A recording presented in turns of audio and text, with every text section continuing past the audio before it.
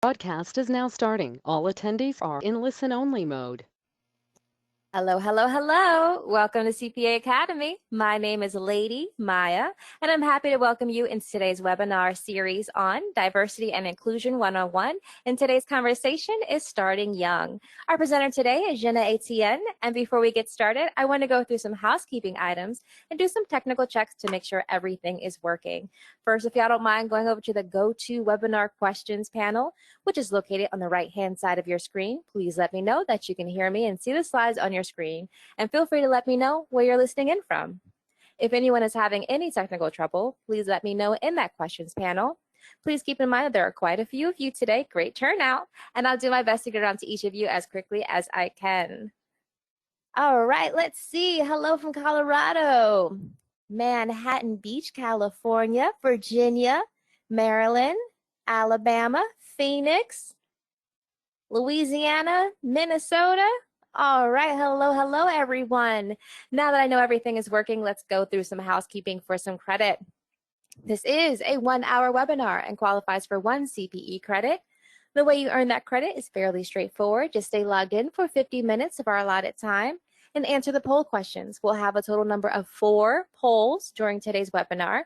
And to earn full credit, you'll need to answer at least 3 of those polls. CPE will be issued by the end of the day today and will be available in your CPA Academy account. I also want to let you know that we're recording today's webinar, and the archive will be made available to you by the end of the day as well. We also recommend that you take the time to download today's presentation materials, which can be found in the GoToWebinar side panel. Now that we're all set, let's turn today's webinar over to our presenters. First up, Jina, the floor is all yours. Thank you, Lady Maya, and welcome everyone to yet another edition of D&I One-on-One. Joining me today is Dr. Adrian Mayse. And Adrian was, so you're smiling now, see? He's the associate professor at the Department of Accounting at Howard University. And he was recognized as being the youngest tenured accounting professor, associate professor of accounting at Howard. So congratulations.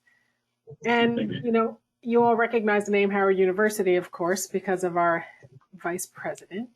And now, lately in the news, Nicole Hannah-Jones has joined Howard University. So, Adrian, I think that makes you our most famous accounting professor in the United States. Before joining Howard's faculty, he was a faculty member at Middle Tennessee State University. So, y'all listen to that accent because that explains it. And finally, an interesting little tidbit. Your favorite color is blue. So thank you, Dr. Mayse, for joining us today. Thank you, Jina. So the conversation, you know, when I reached out to you, what I wanted to talk about was your new book. And here's the book, everyone. When I grow up, I want to be an accountant. And you all might recognize that face on the cover. I don't know who it might have been designed to look like, Adrian. Perhaps that's a coincidence. But can you tell us a little bit about your motivation for the book and then why you wanted to join me today to talk about it? Again, thank you for having me. So the book came about because I'm the department chair and been in the profession now, accounting profession, for about a little over 10 years. And there's all this conversation about, you know, increasing diversity in accounting. And it normally starts at high school. So we have, you know, if you don't know, we have the Accounting Career Awareness Program for high school students that started through the National Association of Black Accountants. But that's pretty much where it starts. And AICPA is working on some curriculum for high schools. But again, it doesn't go it doesn't go outside of high school. And there's initiatives to get individuals and underrepresented groups to be CPAs and so forth. But again, it starts at high school for the most part. And so I was thinking about other. Real quick, Yes. Adrian, sorry to interrupt. For our attendees who aren't aware, ACAP, the Accounting Career Awareness Program, is a program that brings high school students onto college campuses generally over the summer so they can have the on-campus experience and also learn about and be immersed in the accounting industry, as well as just, you know, like business etiquette and things like that. So I just wanted to make them aware of what that was. So I'm sorry. Yeah. Go on. No, and that's how we met. So Yeah. we met through Howard University's AICPA program. So just kind of full circle at this moment. But yeah, looking at other careers and just seeing different things that STEM careers had in place, and there was no book about accounting that at the time I would see, but I see tons of them now because like when you get a new car, I tell people you don't see anybody with your car, but then you get your car and then everybody, oh, that's my car, that's my car. So at first I didn't see anyone with the accounting book, but like within this year and last year, it's been more and more books coming out. So that's great to bring awareness to the profession. But my purpose was to provide a book for children to be introduced to the book, but also to have the diversity within the book as I would like to see in the profession. So before I ask you this next question, I know our attendees are anxious for a poll. And so Lady Maya, could we do the second one actually? Can we Of course, and I'll just verify the second one is when did you first learn about accountants and what they do? That's the one. Perfect. That should now be on your screen. And your options are elementary school, middle school, high school, college, preferred not to answer. Back over to you guys. So Adrian, that'll stay open for about a minute and then we'll be able to look at the results. Because I want to ask you that question, but I didn't want to influence anybody with their answers. But it's funny, when I was up there, I was honored to be able to present to this high school students in the ACAP program. I did that for a couple years. And it never ceased to amaze me how the students were eager to learn, were happy to be there. And, generally I thought that they were excited because a lot of people have the stereotypical thought about what an accountant is. And then they realize, looking at everybody who comes in to speak, we're as diverse as, all just like what we know to be true. People of color, we're not all one, monolith group. We are just as diverse within the if you just look at African Americans, that's a diverse population. So yes. All right, I'm gonna go ahead and close down this poll in 5, 4, 3, 2, 1. I'm gonna go ahead and share those results, which should now be on your screen. High school leads by 43%. So that's really interesting. And Adrian, that speaks to what you were talking about, that the awareness programs generally go all the way down to high school. Yeah. But not but I'm also, I know this is a quick poll, but I'm also interested in the 43% that's high school or even elementary or middle school. I wonder, like, broken down, if we could break that down by demographics, what would that look like? Because I just don't see that from my experience in the underrepresented high schools or elementary schools. And I think the stats bear that out. But one of the things I want you to do, we talked about you doing, and I hope our attendees love this as much as I did. I'm going to switch the screen sharing so that you can, oops, I don't know what I just clicked. I clicked the wrong thing. So that, because you're going to walk us through the book. And we can talk about some of those moments in the book and how that then influences the conversation about the pipeline. So let me make you a presenter. There you go.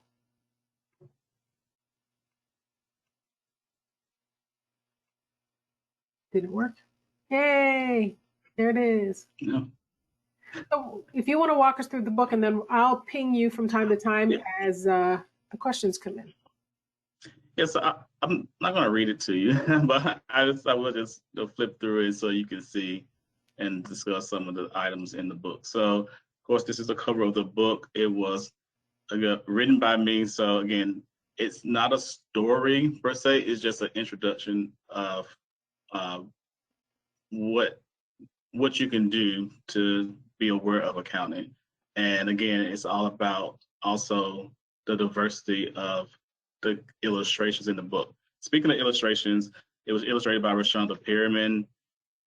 And so she did a great job. So just wanted to acknowledge her.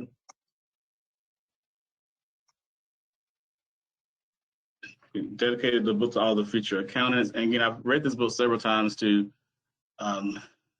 third graders, second graders. I believe even one company that had children of all ages show up for career day, bring your child to work day. So I'm just excited to share again the profession to all children of every age. And so I was fortunate to have, for me, the famous Frank Ross. Frank Ross is the founder and first president of the National Association of Black Accountants, and he works at Howard. He's still there now, and so just to have someone that I look up to be a part of the book is also very touching to me. So just wanted to share that. By the way, we should both answer. How old were you when you first learned about what accountants do? So that's interesting. So it was introduced to me as a junior, senior, but again, at that point, I was so focused on being a medical doctor. That didn't happen, of course, but became a doctor in some form. But that was not my focus. My focus was medical school. And then once I had a mentor that was telling me about, you should major in finance. And so I majored in finance in undergrad at the University of Mississippi. And then after that point, I knew I wanted to specialize. And so I got my master's in accounting. And when I got to Jackson State University, working on my master's, that's when the entire world of accounting opened up to me. And that's why I'm in the positions I'm in now, as far as department chair, as far as being a professor, my CPA, all that happened in my master's program. So even though I was introduced briefly in high school, I would say me really knowing about accounting was in my master's program. Wow. And so for attendees, you should know we were trying to figure out some of those sounds in the background. And of course, Adrian, you have some construction going on back there. I'm surprised the landscapers haven't shown up at my house. That's the way these things work. But for me, I knew of the accounting work, but I don't know why. I never knew that. I never connected that accountants did accounting until I changed my major in college. And so I never really associated it with a career so much as with a process. And that happened in the second semester sophomore year, after I took intermediate accounting. And don't ask me why, but that's when I decided to become an accountant, because, intermediate. But anyway, all right, so accountants, let's start with the book. Accountants are fun. Yeah, accountants are fun. And so how people say, why did you start with that sentence? Like, no, they are fun. Like, we are, again, just as diverse as accountants, as people. Like, a department chair at Howard in accounting is going to be different from a department chair at Morehouse or University of Mississippi. So we're all accountants. We may look differently, and I'm sorry, it's a lot of construction happening, but we all look different. But we are fun. We all have our own personalities. So I just wanted to start with that to let people know that we're not sitting behind a desk, crunching numbers or looking at a tape, even though you'll see some of that stuff in here. But in general, that's not what we do. And one of the lessons when we were talking about this before is that, and we know this from the high school students, people don't realize that accountants, I think one of the things the students seemed to like the most was, you mean I could work for a National Basketball Association team and be an accountant? Yes, you can. Accountants, if you see a business or an organization or a company or anything, there's an accountant there. And I think people think accounting is just, like you said, somebody sitting at a desk, and we're all different and have personalities. Right, and there's so many different aspects to the profession. So it's just, again, it's not sitting behind a desk or, wearing a green visor, what's been depicted, is so much more than that. And so, again, I just wanted to introduce them in different ways. So it continues, as you were saying, if there are accountants that work in sports, the interest is movies, the arts. I'm sorry, I didn't remember the pages were in the book. I jumped the gun on the story. No, you introduced it, so that's great. So yeah, schools, hospitals, government. So I just wanted to introduce some things again, and it starts a conversation. And I was telling someone before, even if your child doesn't understand everything, you as a parent, it may open your eyes up to, what accounting is, or what accounting is as well. And then now you're having that conversation with your family about an accountant. So it's just not for children. I feel like it's for, Right. households that don't know about, the true, idea or the true meaning of what an accountant is. What I particularly like about this illustration, I have two sons, and we actually had that little carpet that you can buy at the store. It looks just like this. And so that I know what little boy, little girl, it doesn't matter. They tend to all play. My youngest son had a kitchen set. And so we know gender it expresses itself a lot of different ways. And so this picture of a carpet, it's familiar to a lot of kids. It also is something that you might see in cartoons. And so that creates an instant connection, even if that connection, they're not, it's overt, it's more subtle. But they're hearing the message about accounting, they're hearing that accountants are smart and that they work in lots of different places. And then they see a picture like this, and it connects them to the profession in a different way. So anyway, I just love that picture because it's very tangible and almost tactile. Does that make sense? Yeah. No, yeah, absolutely. And so again, it goes into, the different, race ethnicities of accountants. Again, they're Black, they're white, and other races is true. So again, it was very important for me. Again, it's hopefully you're seeing throughout the pages that it's very important for me to show representation of every race and ethnicity, and try to do that in the best, appropriate way to do that. And so again, as we go through the book, you'll hopefully see that, and hopefully children will at least see themselves. It may not be exactly, but they'll see like, oh, that's someone that has, long hair like me, or short hair, or, my complexion. Wear glasses. What's interesting about that is even what the depictions we see on television, they don't look this diverse. They generally don't. And somebody actually put in here in the comment, in a question, Aaron said the first accountant they knew of was Norm from Cheers. So thank you, Aaron, for sharing that. It just goes to show that even Norm is a white guy. And so you talked earlier about the green shades and the glasses. There's this preconceived notion about what accountants look like and that we're not fun, right? I think people think we're smart, but they don't necessarily think we're exciting, right?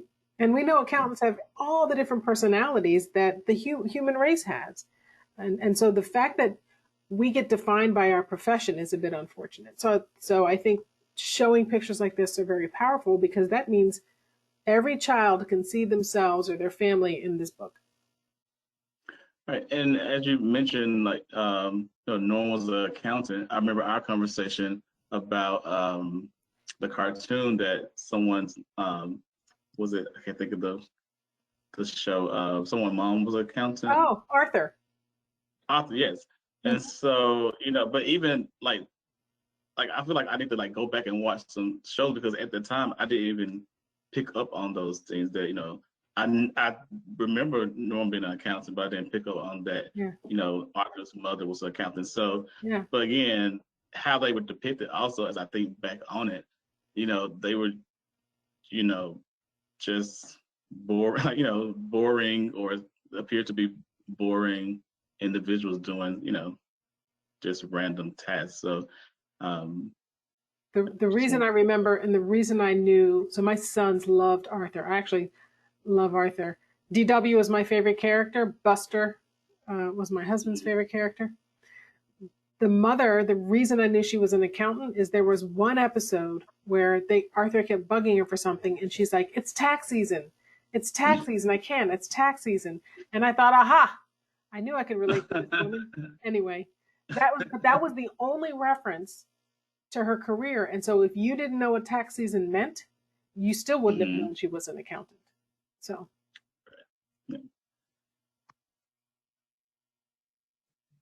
Yeah, so just also want to make it personal that you may have someone that's an accountant in your home. And so I did not, well, I didn't have an accountant. My grandfather, well, I guess he was. He was a tax preparer, but he was like he didn't go to school for that. He was an educator by education, but he was a tax preparer as well. And so I knew about, taxes, but I never related that to an accountant. So I just wanted to put in the book that, there may be somebody in your family that's accountant. And I find that a lot of people that are accountants don't share their profession with their children, which is a little interesting. But I did want to note that accountants are sisters and brothers, they're moms and dads. So it may be someone in your family that you don't even realize that's in the profession. What's interesting about that comment is there are some who are second and third generation accountants. They tend to not be people of color for the reasons you said. And I know my son specifically told me he did not want to be an accountant because of how hard I worked because I had my own firm and my firm specialized in tax. And frankly, busy season starts January 1 and ends October 15. And it felt like it just went on and on and on, especially today. And sometimes the kids see you working what they felt was too hard. And it made the career and the work that I did seem really hard. And it was just a question of the investment in time, not necessarily the difficulty. I knew my sons were capable of doing it. But watching me, they didn't have an interest in the career, it's in the profession. So I think it's even more important. And I wish I had heard what you were talking about sooner. I could have talked to my kids about it, that there's a reward for all of this, that there's a payoff, that there's meaning, that kind of thing. Mm-hmm. Yeah, absolutely. I'm looking. And so this, I went back and forth. We talked about this before. I went back and forth with this initial statement that they're good at math. What I mean by math is that you can add, subtract, multiply, divide. You don't have to, know, the quadratic equation or anything like that. But you do need to just be able to do some simple arithmetic. Well, I don't know about you, but I'm a CPA and I can't do math anymore. Like that's what computers are for. But I get it. I get your point. Yeah. They have to get the basis of math. Like you need the basis of, what you learn in K-12, to, Right. be able to get through the profession. By the way, there's a couple things coming in. Jonathan said, odd, I got into accounting because I knew my father did it.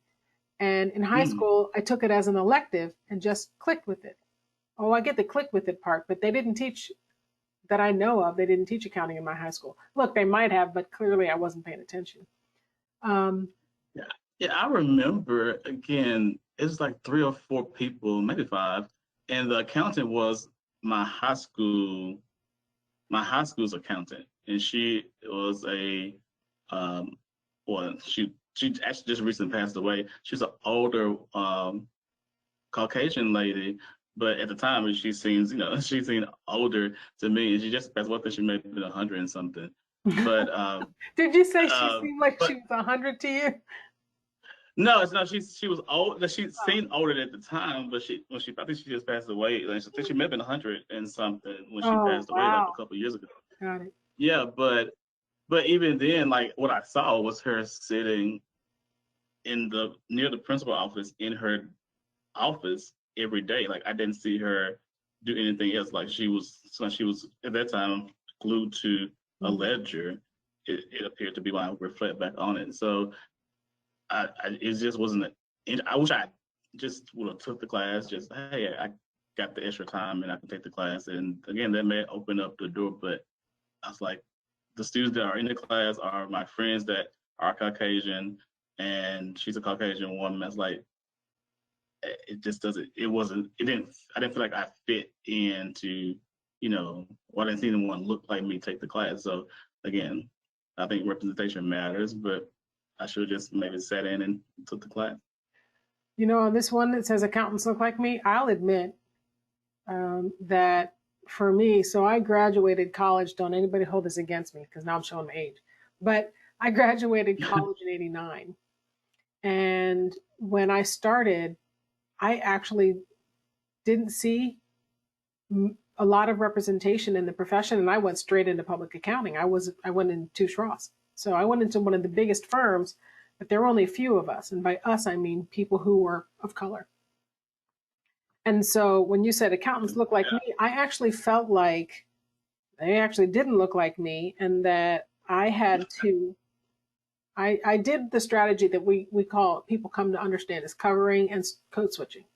You know, covering is when you're sort of holding back and hiding the things about you that are different. You're trying to minimize your differences.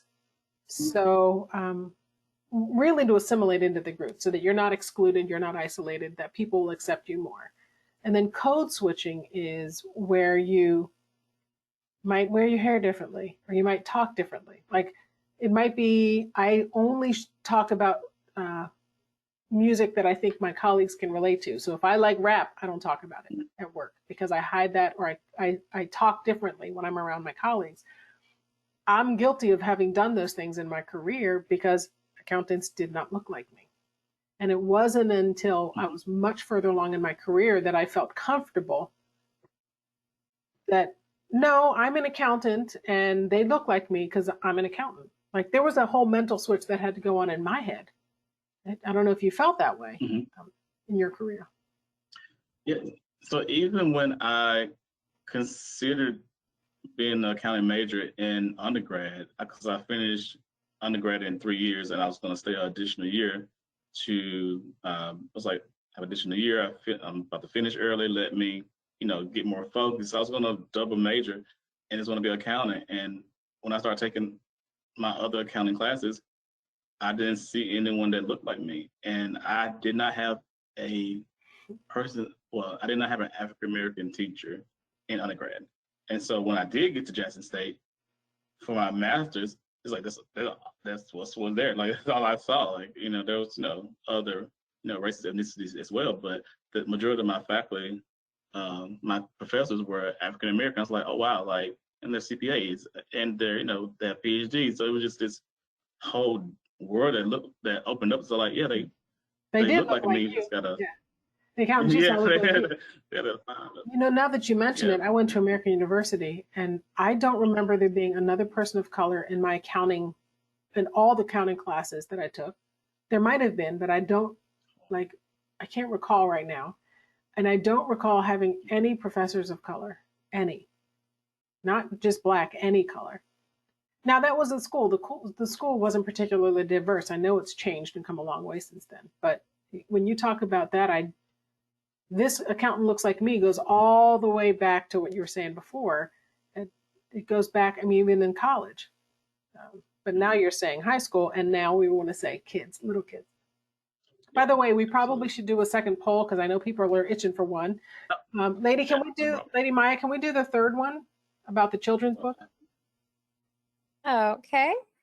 And that poll should now be on your screen. Can you recall a children's book, any subject, that left an impact on you? And your options are yes, no, prefer not to answer.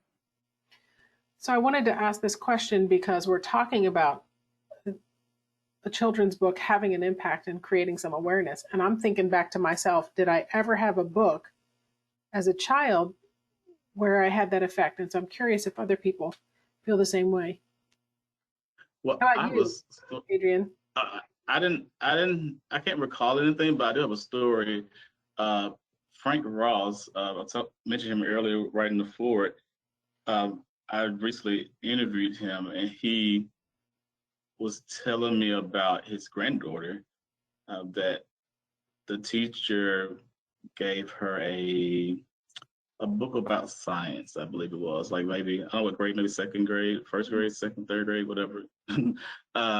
And she held on to that to this day. I think she's in high school now, he said, and she is still focused on science. It's changing, like what area, but she's going to do, something and he said he believes it stemmed from receiving that book. And the teacher gave the book just just for reading purposes because she was a reader. But Right. Hold that thought. reading that book. Hold that thought so we can close up the poll here for a second. All right, I'm gonna close that poll in 5, 4, 3, 2, 1. And I'll go ahead and put it on the results. Yes, please, by 65%. Back to you guys. Thank you. So, sorry, you were saying. Yeah, I was saying that from our conversation, that stuck with her, and she still focused on being, doing something science related because the book that the teacher gave just for reading purposes was heavily science related. And so just imagine what, this potential book or any accounting book can do if we just put it in the hands of children, at first, second, third grade. Right. So what I love about this one, you said place your photo here. You're inviting every child to see themselves right here in this book. Yeah, just think, again, it's important to, see yourself through the book. And it's almost like, how you, for me, I do vision boards. So, just putting it out there. Again, some people say, well, children don't know. Well, children don't know they want to be adopted. But when you ask the question, we kind of prompt them to say, doctor, or, that's what they see. And so why not, allow them to place that picture there, and there's something that they have, and they at least have an option and think about it when that time comes. I was just thinking about my answer to that question, by the way, and I couldn't think of a book right off the top of my head. The first thing that popped into my mind, and I'm going to guess you might not be familiar with this one because of our age difference, but there was and I don't know, was it an album? Somebody in the audience might be able to help me out here. It's called Free to Be, You and Me. And it came out in the 70s, I believe. And all I remember is there were little songs. And one of the songs was about that we could be whatever we wanted to be when we grew up. And in the lyrics of the song, it talks about, when you grow up, you can be this, you can be that. And I remember hearing the song, singing along, not realizing what the message said until much later. So this messaging is really important because these messages seep in. Yeah, oh, absolutely. Somebody else, Susan, said she also thought about that book, Free to Be You and Me. Somebody said Chitty Chitty Bang Bang, but that has nothing to do, thank you, Merrick, there's nothing to do with this conversation. But I did like that. I watched that movie several times. Anyway, back to the book. And so again, just want to also just acknowledge that, it's not just accountants in the United States or your state or your city. It's there all over the world. They may have different certifications or but they're doing similar work, and it's so it's not just a United States, or for me, if I receive the book growing up in Mississippi, it's not a Mississippi thing. It's people all across the world. Right. It ties back to that other picture when you said they look like so many different people. You had a lot of ethnicities in those pictures. The same thing. Mm-hmm. Yeah, and so it just ends the book, saying it's not hard to do. And what I mean by that, of course you're going to have to, I can't say that. Of course you're going to have to, keep studying, doing, what you need to do for any profession. So I wanted to let children know, and then also the parents that are reading it, that it's not a hard topic. You just have to, put in the work as if you were going to law school or medical school or any other profession. Right. There's this notion that if I don't know what it is, to your point, so I don't know what's involved in accounting, it's going to seem mysterious. Something mysterious is naturally going to feel harder because you don't exactly know what's involved. And people don't know how hard it is to get to law school when they're young. I think they have a sense with medical school, but what they see in those professions is prestige. And so that's a draw. They see status. And I don't mean that in a snooty way. I mean that in a very respected profession. And Mm-hmm. so when you don't know what accountants do, and like with stories like this, it takes the mystery out of it. Does that make sense? Absolutely. And so, again, just, having people that, like, just think about, like, Beyonce has someone is her accountant. So just like if you put it that way, maybe that would get, students, a different perspective that, like, there are accountants in every profession. You need to know just in general, accounting for yourself in your personal life. So I just think it's so important. I just don't think it's something that we really get to choose. I think it almost should be a requirement, like, because it's just so important to how the world functions. Right. And that's that. You can be an accountant too. That's the end of the book. Yep, that's the end of the book. And look, there's your picture who looks surprisingly like the little kid in the book. I love it. I love it. All right, so let me put the slides back on my side. And I mean, my slides, as everybody might know, aren't the most exciting slides in the world. It's just continuing the conversation here with you. We talked about something that Kimberly Ellison Taylor, so she was the first African-American chair of the AICPA. So a lot of people may be familiar with her. And one of the things that she has as part of her story is going back to in the inner city of Baltimore and talking with kids in elementary school just to do some of what you're talking about, get the mystery, if you will, out of accounting, and encouraging kids to study hard and work hard, because if you put in the work, look at the things that you could achieve. Mm-hmm. Yeah, I think it's so important. And before COVID happened, and I was working on the book, I did find one book that it's called A Little Accounting by Jay Mobley. And I read that to a group of, I think they were third graders, and it was in DC at Kemp, one of the Kemp schools in DC. And they were just so engaged, and they just wanted to know, like, tell me more. Like, it wasn't like, I don't want to do this, or it's just like they were intrigued. So let's get children at the age to, again, be aware of the profession, so they can make a decision. Kids are curious, and if you give them a little nugget, they will follow it around and they will ask you more questions. And I mean, I don't know about other parents, but my youngest son, but why? I got that question, but why? And it got a little frustrating with him, but I had to appreciate the fact that he really wanted to understand it. Mm-hmm. So let's see, there's some questions here coming in. Before I go to the questions, though, you had talked a little bit in our call about the AICPA working on embedding accounting in the high school curriculum, but it's with mostly predominantly white institutions. Can you talk a little bit more about that?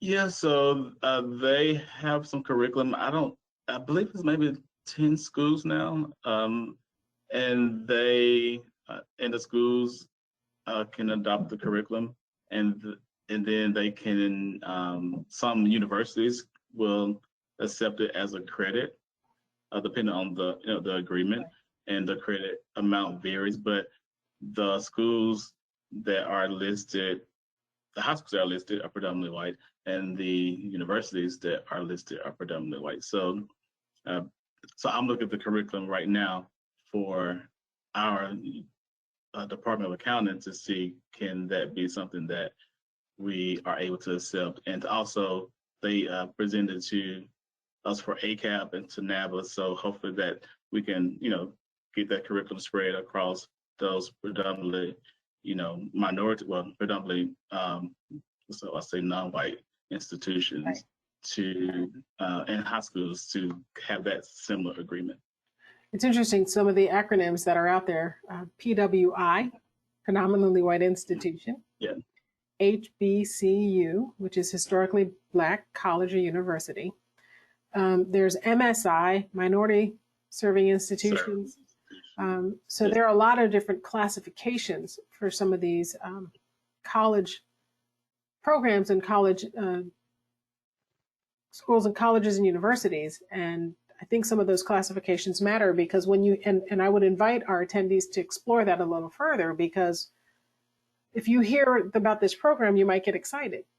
And then when you realize that the program isn't as diverse or it's not open to as many, the diversity, the access to the program, there's not a lot for people of color or for a lot of other minority groups. That changes the context of it. Mm-hmm. Absolutely, yeah. I'm just looking at my notes. So we can go to some of the questions. And before we do that,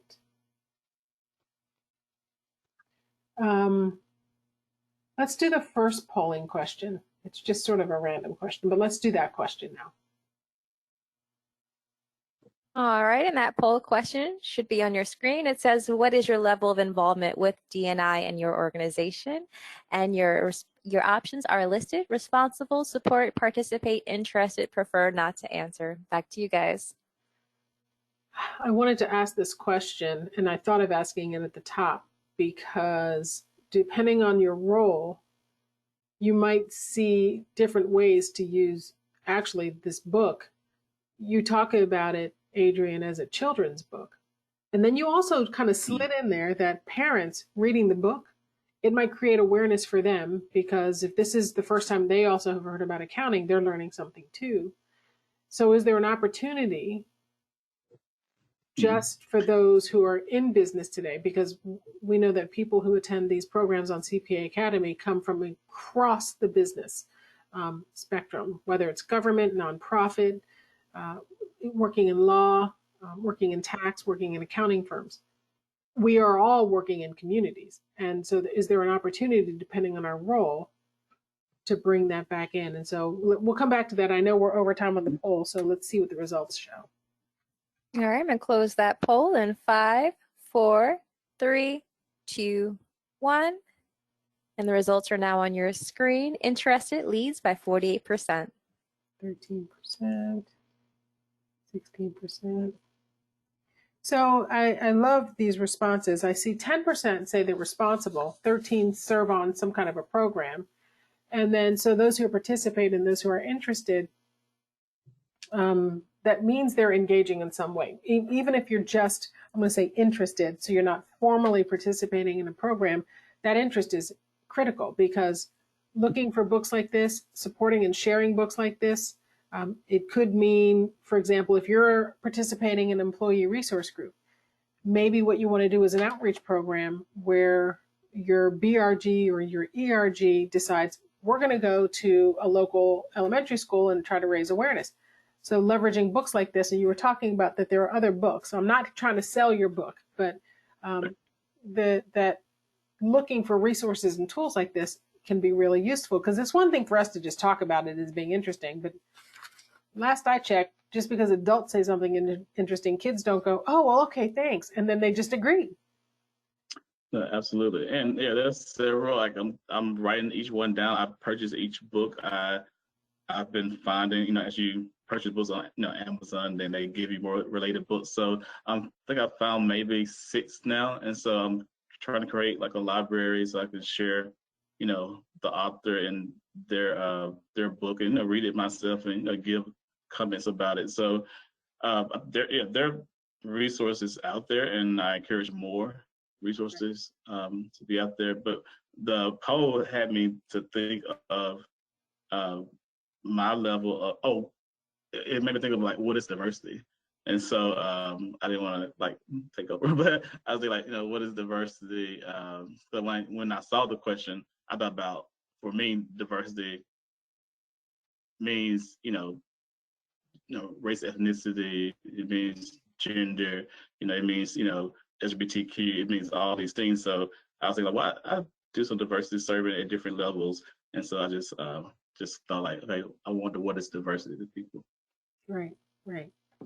So let's go to, so what I'm going to start doing is digging through the Q&A. Some of these are comments, and so I'll share them. And if you have any thoughts or reflections, that's great. It could just be fun, like the chitty chitty bang bang one. So the first person asked, Fred asked, Did you ever practice as a CPA, or did you go into teaching immediately after your education? So I worked 3 years in the state of Mississippi for, now it's called the Department of Revenue, as a tax auditor. So I did that for 3 years, and then I went to work on my PhD, which is a full-time program. If you don't know, PhD program in business are full-time programs, so you can't work full-time.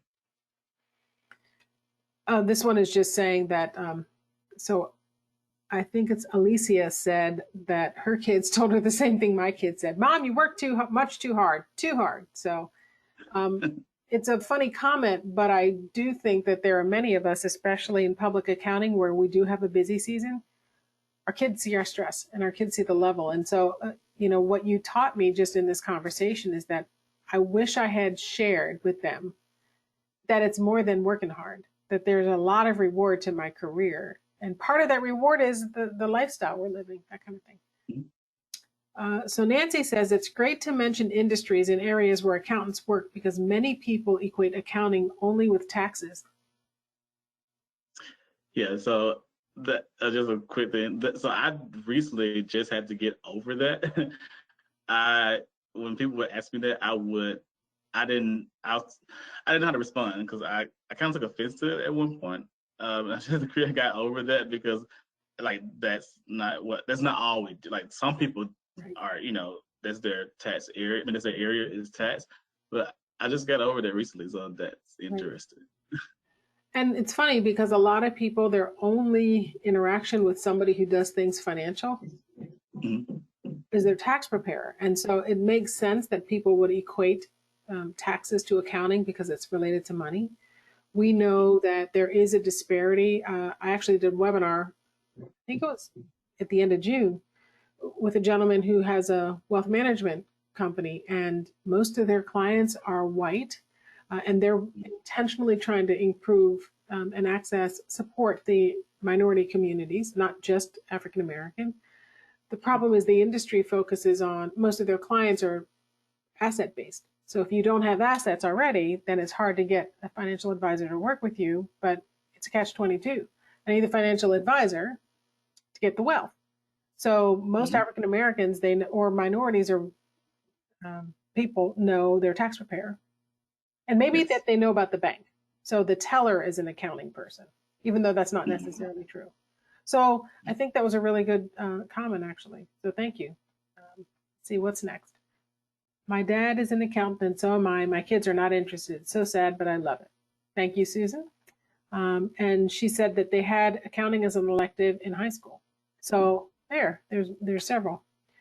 Oh, compliment from Karen. I love the drawings in addition to the subject of the book. So please pass that along to the illustrator. I will.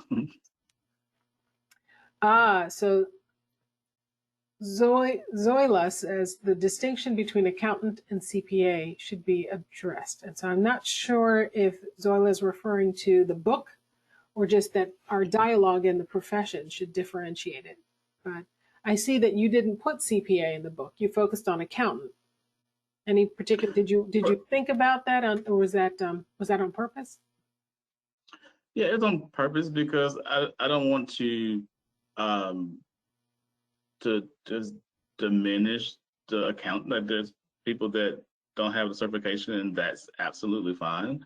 That's not or a CPA. So I didn't want. Some people are accountants and they may have a CMA, and that's great, or CIA. And so I don't want to, make it seem like the CPA is the only pathway. I encourage, minorities to get the CPA. I am a CPA, and so, but no, I think it's the broader profession. So again, if I just said CPA, then I'm leaving out and eliminating again all the CIAs and CMAs and people that don't have certification that are not CPAs. And I also was thinking as you were talking that in order to become a CPA, you got to be an accountant. And so it's a pathway question because raising awareness of that accounting is a career, that means people are going to study it in high school, study it in college. And at that point, you start to understand there are other things like credentials that you can get to further that study. I graduated so Fred, I graduated in 1973. I do not recall any Black students. What is the simple answer, if there is a simple answer? Do you have a simple answer?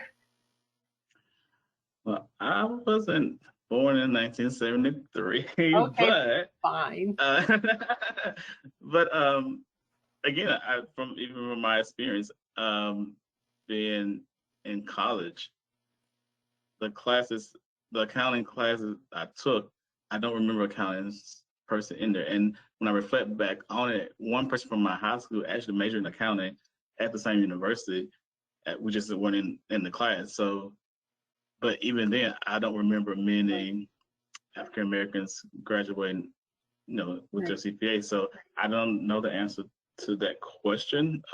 Well, some of the simplicity of that answer is that the systems, the educational systems, I mean, if you look at civil rights and the progress that we've made in this country, a lot of the genesis of that was in the 60s. And so there was some progress by the early 1970s, but not a lot. And things I think we've improved a lot since then. So thank you, Fred, for that question. So the next question, fewer students are enrolling in accounting majors for the very reason you mentioned. Lots of work and burnout. I think it's important that a student work in accounting prior to graduating. Wish I had. I would never have majored in accounting. See, I should read that.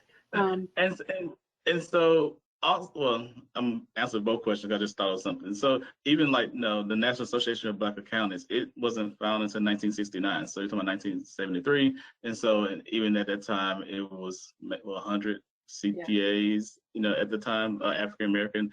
And so, but to answer the question that you just mentioned, or statement you just mentioned, there's, again, nothing against public accounting, but accounting has more industries than public accounting. So I think when we talk about accounting and CPA, we just go to public accounting, and again, that's great. We have to have public accounting firms, but there's other industries that accountants can work in. Government. Like I did not work in public accounting. I was a tax auditor, and it was a great experience. So everyone doesn't have to go down that pathway. That is a great point. And too often, especially when you hear CPAs talking about accounting, we talk about it in the context of public accounting. Mm-hmm. I'll admit that when I was thinking of an accounting career, in college, I thought public accounting, or my brain was thinking bookkeeping in a company. And that is part of the accounting process, but I didn't think about being a CFO the same way I thought about being the career in public accounting. So I think it's a fair point. So the next one says, your book reminds me of the football coach who does not have arms or legs and gets around in a wheelchair. I'm sure I had a book like this in my mind growing up. I'm not sure I'm making the connection. Maybe whoever made that statement, throw another statement in there so we can get the context of that. How do you explain what an accountant is to an elementary age child? So if they ask you, but what is an accountant? What do they do? Because your book talks about what you can be. But if they have talked about, well, what would I do? Do you have an answer for for the elementary school age? I'm working on that. So now there's another book coming out. And so I'm working on the terminology to express that to, a second, third grader. Right. So but simply put, is that what? Stay tuned. Oh, what you say? Yes, stay tuned. That's like a television series coming up on our next episode, right? Let's see. Somebody says, I'm working on my master's now and just completed an essay on employment tax. One of the areas that I focused on was discrimination because of race, the difficulty in breaking into the accounting field. So thank you, Stephanie. Somebody said, totally. I'm a nonprofit CFO. We file an I-90, but I don't worry much about taxes. That's actually a very interesting point, because if you don't do not-for-profit taxes, you don't realize that 990, a lot of it is more like a financial statement and an information report than a traditional tax return. So that's really interesting. Dr. Mayse, did you see other Black students in the same program as you? And if we talking about programs, about undergraduate or Well, I think you talked about that a little bit. If I recall, so in your undergraduate program, you didn't see many, but then in your graduate program, because it was a predominantly Black school, you saw a lot, and that's when you said, "Wow, there's a whole bunch of stuff I could do as an accountant. There's a lot of career choices." Yeah, it's like, it's 30 or 40 of us in the classroom. We're taking 3 or 4 classes a semester, and most of those professors are African American, but people of color. Like, I think I've had, maybe if I had 10, maybe one was a white professor. So it was just, again, it just opened my eyes up to, again, everything I'm doing now. And again, also the profession of professor. Like, that's a profession that accountants can go into. Exactly. Yeah. Oh, wow. I'm sorry. I wasn't paying attention to the time. Lady Maya, I'm surprised you didn't smack our hands. So there are more questions. We didn't get to them all. Thank you so much for asking them. I do want to remind everybody that this is a bi-weekly series. And in 2 weeks, Victor Moody will be joining me. He's a millennial who has a whole different approach to D&I, and he's going to talk to us a little bit about it. If you click on the slide with the book and the PDF, if you've downloaded it, if you click on it, it'll take you to the book on Amazon. And if you go to this bio slide for Adrian, all of his contact information is at the bottom. I have my contact information at the bottom here. So if you have any follow-up questions, you know how to reach us. And with that, I think we have to do our final poll, and you are going to close us out, Lady Maya. That's right. All right. So that last poll question is now on your screen. It says, what was the most valuable part of today's webinar? And your options are listed. Thank you so much for everyone for tuning in today and participating. And make sure you always come to our next diversity and inclusion series and topic. I'm going to go ahead and get ready to close out this last poll in 5, 4, 3, 2, 1. Fantastic. So we're going to go ahead and get ready to wrap up with today's webinar. Here at CPA Academy, we will process everyone's credit later today. That'll be available in your CPA Academy accounts within 24 hours. Everyone will have an opportunity for a full webinar evaluation. Those links to the evaluation are available in your CPA Academy accounts as well as your email. Thanks again to our wonderful presenters. I know I've learned so much today. I know I'm going to go look for that book for the children in my home. So thanks so much, everyone. We are always appreciative of your time and insights, and warm thanks to all of you in the audience for your participation today. We urge you to take a look at your CPA Academy My Account page and see all of the resources that we have made available to you there, and to take a look at the other fantastic webinars we are able to offer. We hope to see you all on future webinars, and thanks so much. Have a great day, everyone.